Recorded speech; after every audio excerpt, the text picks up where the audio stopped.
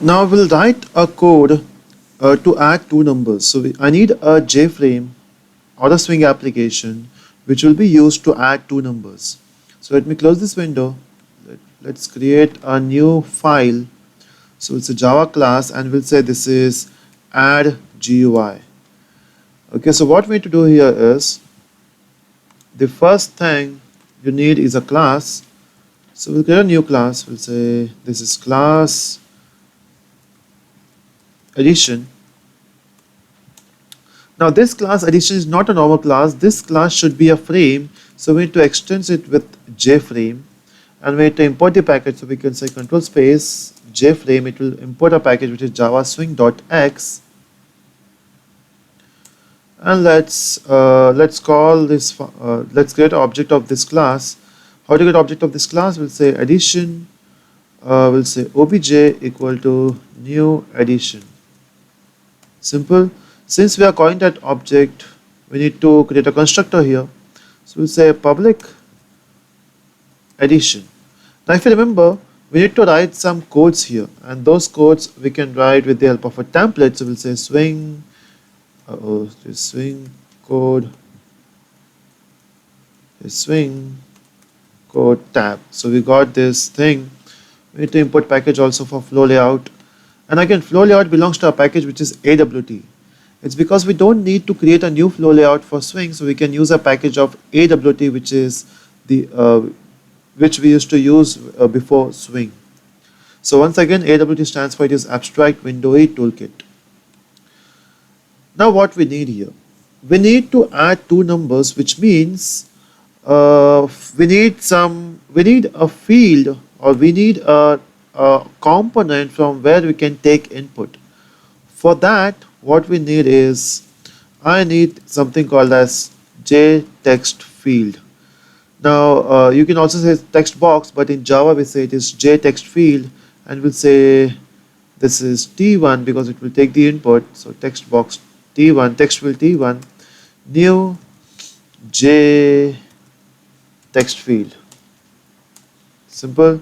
Now we need to so we'll say new JText field. We need a label to show the outputs. We'll say label L equal to new J label. This will be used to take the output, or to show the output. We'll say the output will be result. In fact, we need two text fields because one text field will take one number and second text field will take second number. So we'll say JText field and we'll say T2. So we require two text fields to take two numbers. We require a label to show the output, and we require a button because you will do some event, right? So we'll require an event.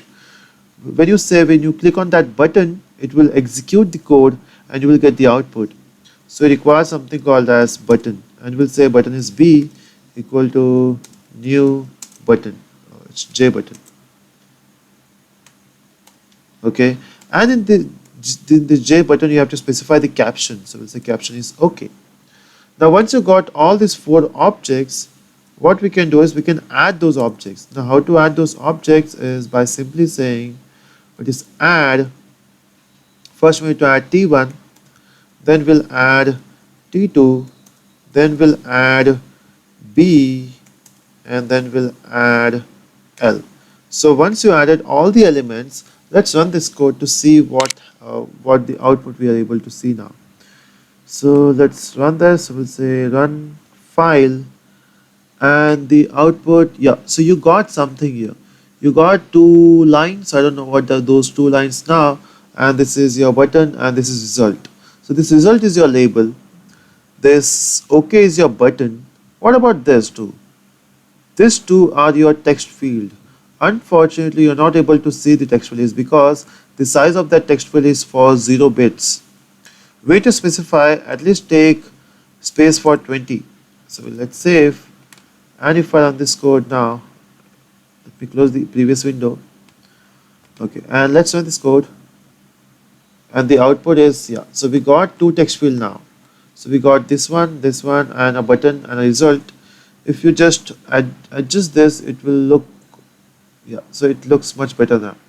So if you add two numbers, if I say 5 and 4, so 5 and 4, And if I click on this button, it should execute something and the output should be shown in this result. Now how exactly it is done, that we'll see in the next part.